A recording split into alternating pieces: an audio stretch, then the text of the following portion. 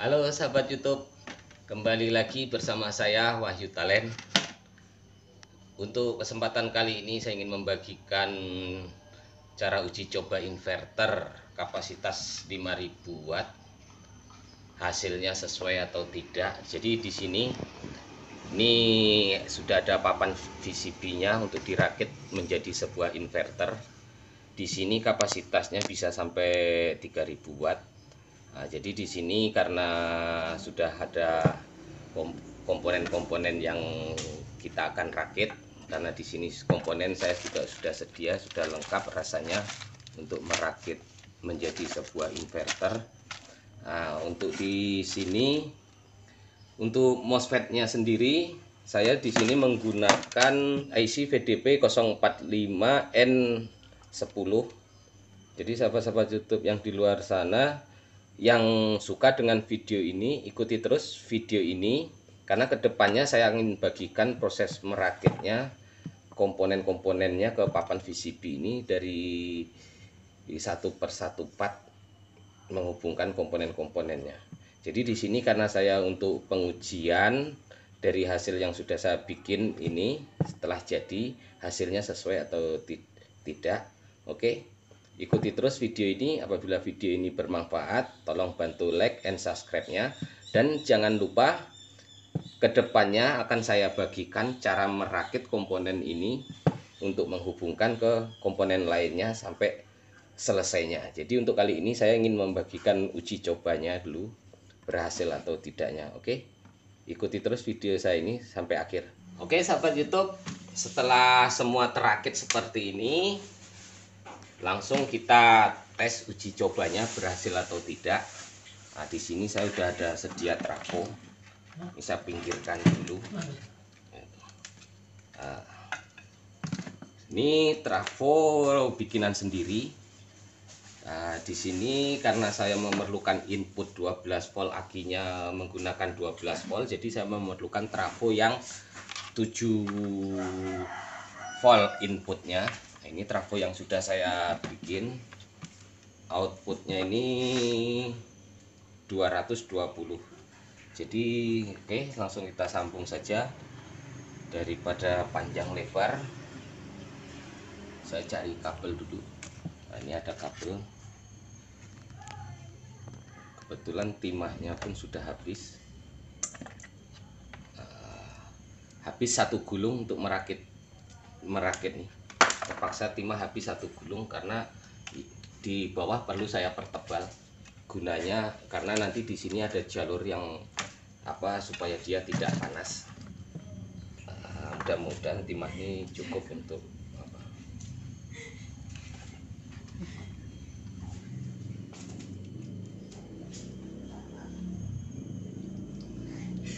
Jadi sahabat-sahabat YouTube, apabila suka dengan video ini, tonton terus video ini. Kedepannya akan saya bagikan cara merakit komponen-komponen part-part dan heatsink yang tadi yang kita belum dibikin sampai mungkin karena durasinya cukup panjang. Jadi di sini saya mempercepatnya saja.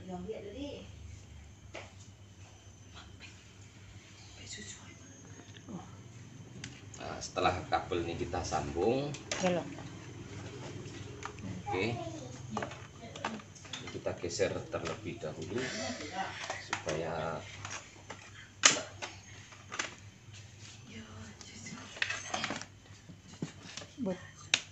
betul di kepala lo. Bersihkan dulu supaya nggak ada kotor-kotoran bekas solder, supaya tidak menyebabkan dia konslet. Oke, lalu kita hubungkan ini ke out.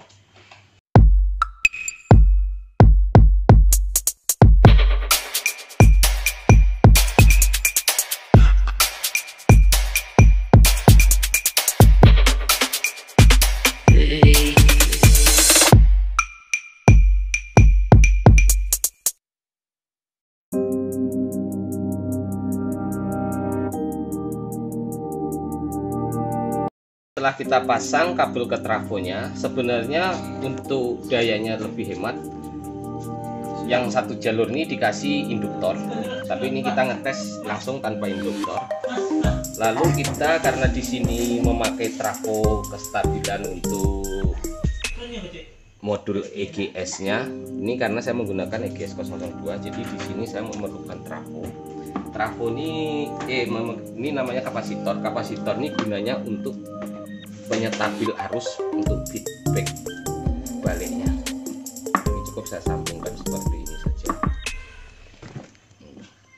Nah, jadi di sini cukup saya sambungkan seperti ini saja.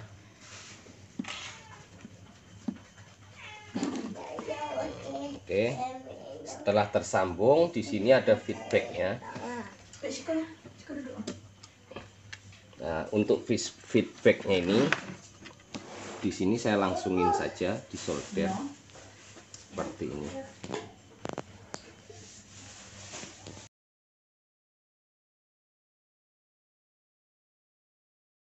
Aduh, timah soldernya kebetulan juga habisan. Masih ada timah solder sedikit karena timah solder sudah habis untuk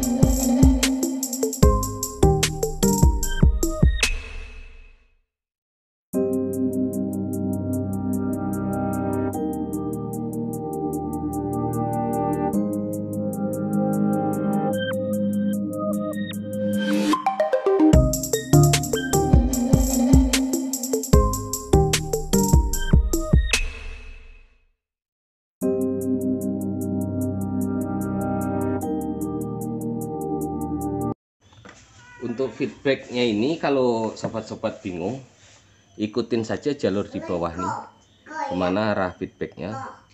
Karena yang di tengah nih kosong, jadi ngambil dari pinggir ketemu pinggir. Oke.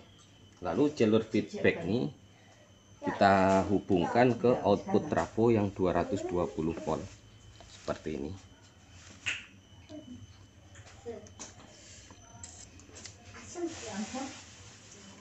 Ini untuk saklar on off-nya. Jadi di sini untuk feedback trafonya cukup saya sambungkan saja seperti ini dulu karena kita untuk pengujian. Lalu di sini saya pasang kipas. Karena sini sudah saya pasang soket untuk kipasnya. Pastikan pasangnya tidak terbalik, main plusnya untuk kipas. Seperti ini.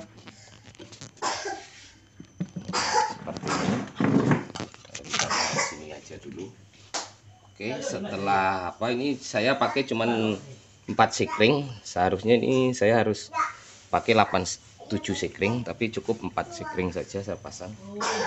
Nah, setelah itu kita pasang jalur aki. Ini untuk jalur aki yang sudah saya bikin, sudah disolder jalur akinya. Ini untuk memastikan. Jadi yang main saya pasang ke main seperti ini.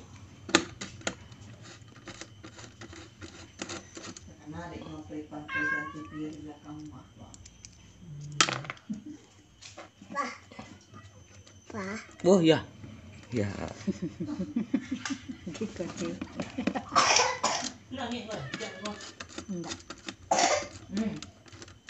Minum dulu. Oh ya, makasih.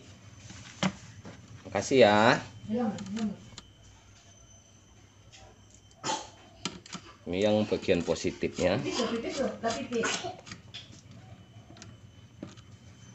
Oke, setelah kita pasang, lalu kita akan tes. Kebetulan saya sudah ngecas. Saya akan ngetes cuman pakai aki bekas, aki 12 volt. Kebetulan sudah saya cas akinya.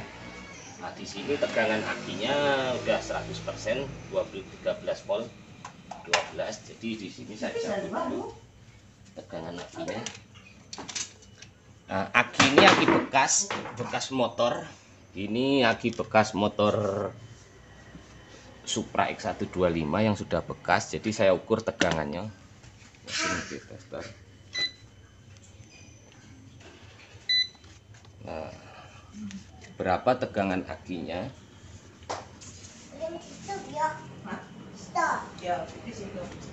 Dia tegangannya 12,9. Karena saya ngerakitnya ini dengan tegangan 12 volt. Jadi caranya seperti ini. Pastikan setrum standby-nya.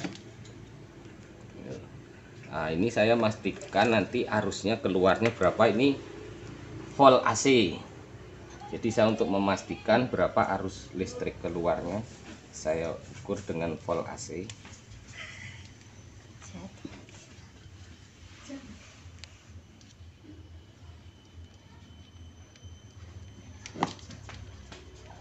Untuk mengukur kapasitas daya output keluarnya, dan di sini saya pasang volt DC. Berapa tekanan akinya?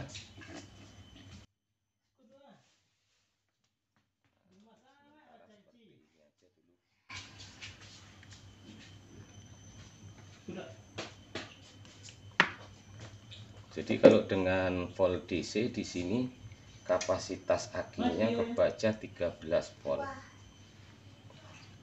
Nah, seperti ini.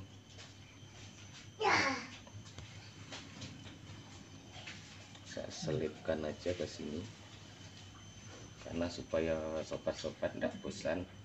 Ini karena kalau dari nol saya merakitnya ini memerlukan waktu cukup panjang, jadi saya bikin persimpel saja. Tapi nanti ke depannya saya unjukin bagaimana cara merakitnya. Oke. Jadi di sini untuk mengukur tegangan akinya. Mari batu. Apa makan? Makan es juga. Oh, anak dia dari batu-batu.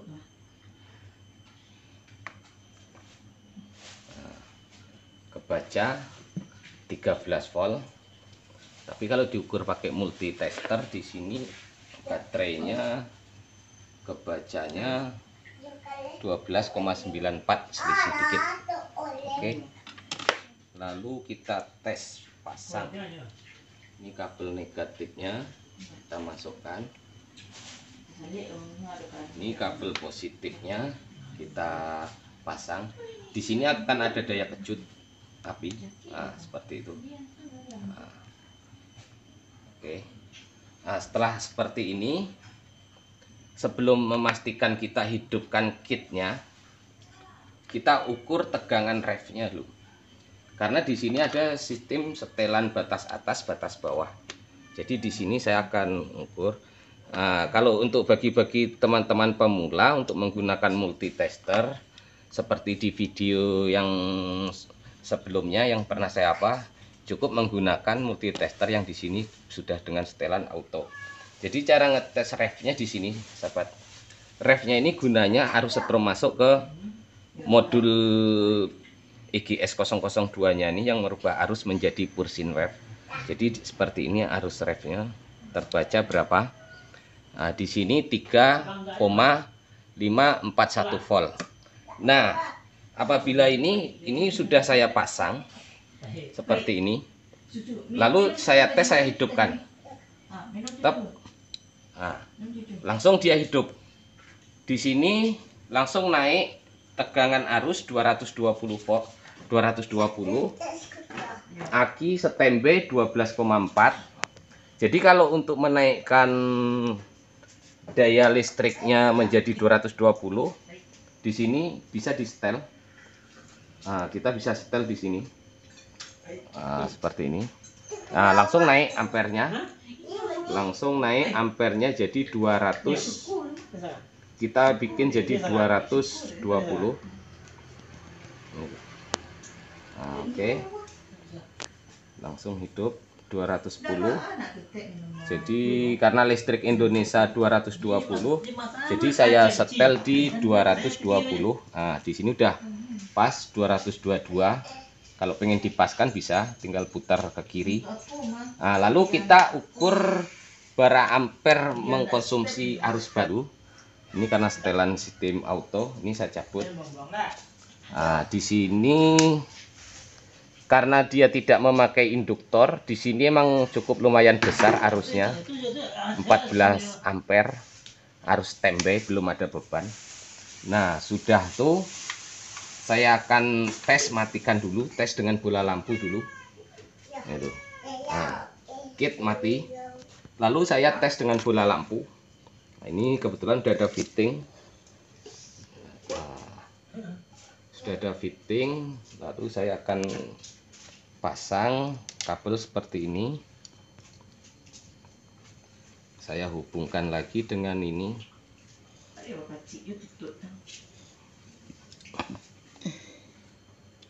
Oke, sahabat YouTube, setelah saya sambung seperti ini, di sini ada bola lampu yang 30 watt di sini. Jadi saya akan tes hidup apa tidak lampu ini. Bola lampu 30 watt.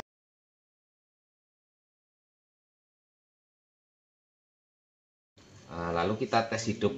Jadi saat hidup pertama, fungsi kipas ini tadi kenapa kok kipasnya tidak hidup? Karena saat hidup pertama kipas cuma hidup sekali. Ini nanti apabila dia udah dipakai dengan beban berat segala macam, heatsinknya ini panas, baru kipas ini hidup secara otomatis. Karena di sini saya memakai sensor suhu. Nah, di sini ada sensor suhunya. Sensor suhu ini sensor suhu panasnya. Jadi saat heatsink panas, kipas nanti akan hidup secara otomatis. Itu udah panas sekian derajat. Lalu kita tes. Nah, langsung hidup. Tegangan stabil di 222 tanpa berkurang. Itu. Jadi di sini rakitannya berhasil. Itu. Nah, lalu tegangan aki turun. Dengan tegangan aki turun ini kita bisa ngukur berapa batas bawah aki ini. Maksudnya batas bawah aki ini. Aki ini nggak dipakai sampai habis setrum 0. Kalau aki ini dipakai sampai habis setrum 0, dia nanti akan merusak aki. Jadi aki ini sudah saya setel di tegangan 9 volt. Apabila tegangan aki 9 volt, baru kit inverter ini mati secara otomatis. Tapi kalau pengen di setel di bawah 9 atau di 10 volt, cukup di setel di trim potnya sebelah sini. Kalau ini untuk menyetel batas atas. Apa maksudnya batas atas? Mungkin sobat-sobat di luar sana ingin memakai aki baru, mungkin tegangannya ada yang sampai 13 volt atau 14 volt karena kapasitas rangkaian kit inverter ini 12 volt. Oh, takut rusak komponen, tidak, karena di sini bisa di setel. Jadi fungsinya inilah keamanannya. Kalau kelebihan beban dia akan mati secara otomatis. Nah, di sini cukup stabil dengan tegangan aki tinggal 11 volt. Karena yang saya pakai ini aki bekas, bukan aki baru. Cuman saya menyarankan untuk sahabat-sahabat YouTube di luar sana, gunakan aki yang masih sehat, masih baru. Tujuan saya membuat inverter nih, ini kedepannya untuk saya kembangkan, bikin energi listrik gratis dengan solar cell. Jadi kalau suka dengan video ini, ikutin terus dan jangan lupa tekan tombol like and subscribe-nya, dan jangan lupa tekan tombol lonceng supaya nanti di video-video terbaru tidak ketinggalan update video terbaru dari kami. Untuk kedepannya akan saya bagikan cara menyusun komponen-komponen elektroniknya ini, menghubungkan komponen-komponen untuk menjadi sebuah rangkaian. Jadi ikuti terus video ini. Untuk di part 2-nya nanti saya membagikan cara merangkai dari karena durasi perangkaian ini cukup lama, dari bikin heatsinknya, bikin posisi bautnya. Jadi ini saya cukup untuk pengujiannya dulu. Oke. Terima kasih sahabat YouTube. Apabila video ini bermanfaat, tolong bantu like and subscribe-nya. Nambah sedikit karena di sini tegangan aki sudah 7 volt. Saya ingin mengetes sampai bola lampu ini matinya di tegangan berapa volt. Karena saya sengaja mengetes dengan aki bekas supaya kapasitas akinya ini cepat habisnya. Karena biasa aki bekas ini kan dia lemah. Jadi cepat keluarnya. Jadi di batas bawahnya berapa inverter nih saat mati ini bola lampu masih hidup, mungkin silau. Tapi sementara nggak apa-apa supaya nggak silau. Nah, jadi lihat di sini di batas bawahnya itu berapa volt kit nih mati, komponen nih inverter nih.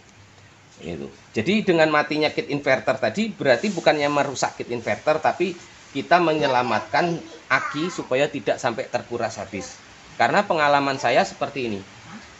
Aki yang dipakai untuk inverter sampai terkuras habis 0, sudah tuh di saat dicas aki penuh lagi menjadi 12 atau 13 volt, itu saat kita pakai dia nggak bisa untuk tahan lama, karena saat aki itu sudah menyentuh bawah 0, mungkin untuk penyimpanan di dalam tuh jadi nggak kuat nyimpannya. Paling biasanya kalau aki masih baru dari 0 sampai dia hidup kembali itu dipakai misalkan tahan 10 jam, setelah dipakai habis sampai 0, paling aki itu nanti sudah dicas lagi dipakai paling tahan 3 jam, dia nggak bisa tahan lagi sampai 10, karena aki tinggal 9,3 volt, daya yang dikeluarkan pun kini menjadi 185 itu. Jadi apabila menggunakan kit inverter seperti ini, tapi daya ini bisa kita setel dari sini supaya tetap stabil 220 volt. Mungkin kedepannya saya bikin otomatisnya, meskipun tegangan aki semakin turun, tapi di sini tetap stabilnya. Nah, ada otomatis yang nanti akan saya bikin di sini. Itu. Jadi kita sekarang sambil nunggu sampai batas bawahnya, sampai dia matinya di angka berapa, sampai nanti kita on kan kembali. Jadi aki tidak sampai terkuras habis. Nah, karena ini sudah saya setel di 9 volt, jadi nanti saat di 9 volt rangkaian ini mati atau tidak untuk uji coba hari ini. Kalau tidak mati nanti bisa kita setel lagi supaya dia bisa mati lebih cepat. Yang penting aki jangan sampai habis. Nah, ternyata di 9 volt rangkaian inverter mati off. Nah, langsung di sini berarti baterai diambilnya 9, tinggal 10 volt. Karena ini kenapa kok cepat sekali? Karena saya pakai aki ini aki bekas yang sudah tidak layak pakai. Tapi kalau pengen tahu cara memperbaiki aki yang sudah rusak, silahkan tonton di video sebelumnya bagaimana cara saya memperbaiki aki. Nah, jadi di sini tegangan aki mulai naik lagi. Jadi apabila kita hidupkan kembali, kita off-kan dulu. Ini kita posisi off, lalu kita on-kan lagi. Seperti ini. Dia sudah tidak sanggup karena di sini sudah tinggal 9 volt. Lalu kita matikan. Oke. Kita cas lagi aki ini, kita uji lagi dengan kapasitas yang di sini pun juga MOSFET belum hangat sama sekali karena kipas pun belum hidup. Gitu. Oke. Terima kasih untuk sahabat-sahabat YouTube. Apabila suka dengan video ini, tolong bantu like-nya dan subscribe-nya, dan jangan lupa hidupkan tanda loncengnya supaya kedepannya selalu setiap video yang terbaru teman-teman bisa dapat video dari kami. Oke, terima kasih, sampai jumpa.